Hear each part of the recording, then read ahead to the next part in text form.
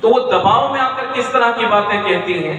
اس لیے بہنیں اگر معاف بھی کریں تو آج کے دور میں اس چیز کو فروغ دینے کے لیے زبردستی ان کے قدموں میں ان کا حصہ ڈالا جائے کہ نہیں میری بہن یہ تیرا حصہ ہے.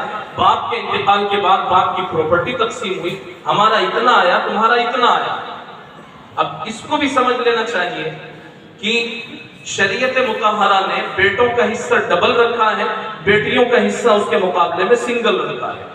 یعنی 1,00,000 روپے اگر کوئی شخص چھوڑ کر کے گیا ہے اور اس کا ایک بیٹا ہے اور ایک بیٹی ہے, تو بیٹے کو 66,000 اور کچھ پوائنٹ اس کو ملیں گے, بیٹی کو 33,000 اور کچھ پوائنٹ مل جائیں گے. یہ تقسیم ہے. اب اس میں اگر کچھ لوگوں کی طرف سے یہ بات ہو کہ اسلام نے مساوات سے اور اسلام نے برابری سے کام نہیں لیا, بیٹوں کی عزت بڑھا دی اور بیٹیوں کی عزت گھٹا دی, تو ایسا نہیں ہے. بلکہ بیٹی کی عزت ہی اسلام نے بڑھائی ہے.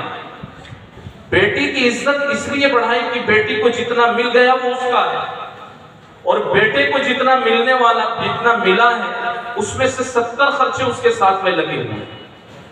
اب یہ بیٹی کو بھی حصہ مل گیا, بیٹے کو بھی حصہ ملا, بیٹے کا حصہ ڈبل ہے, بیٹی کا حصہ سنگل ہے.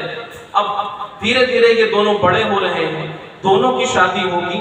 بیٹی کی شادی ہوگی, وہ کسی دوسرے کے گھر جائے گی. جب کسی دوسرے کے گھر جائے گی تو اس کو ابھی اس کے مقابلے میں حصہ کم ملا ہے, لیکن دوسرے کے گھر جائے گی تو اس کا شوہر جس کے گھر وہ پہنچ رہی ہے مہر میں سے اس کو حصہ دے گا.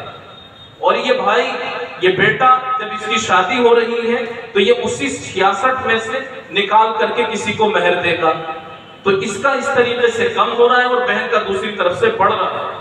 پھر اس کے اوپر سارے خرچے, شادی ہو گئی, بیٹے پر ہی خرچہ ہے. جب وہ دھیرے دھیرے بڑا ہوا, شادی ہوئی تو اس کو اپنا بھی خرچہ چلانا ہے, اپنے ماں باپ کا بھی خرچہ چلانا ہے, بچوں کا بھی خرچہ چلانا ہے, خود اپنا بھی خرچہ چلانا ہے, بیوی کا بھی خرچہ چلانا ہے.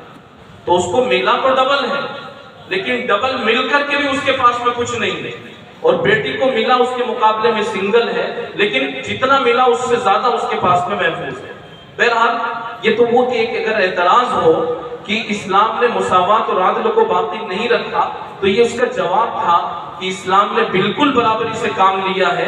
بیٹے کو جتنا دیا جاتا ہے اس سے زیادہ اس کا خرچ ہو جاتا ہے, بیٹی کو جتنا دیا جاتا ہے اس سے زیادہ اس کے پاس اسٹاک ہوتا رہتا ہے. بہرحال تو ایک مسئلہ تھا جس پر خاص طور سے ہمیں توجہ دینے کی ضرورت ہے, وہ ہے کہ مسئلہ وراثت کا, کہ وراثت کی صحیح تقسیم ہونی چاہیے. جہیز دے دیں, تلک دے دیں, بعض علاقوں میں ماہرہ دیا جاتا ہے, ماہرہ دے دیں, ان سب سے اس کا وراثت کا حق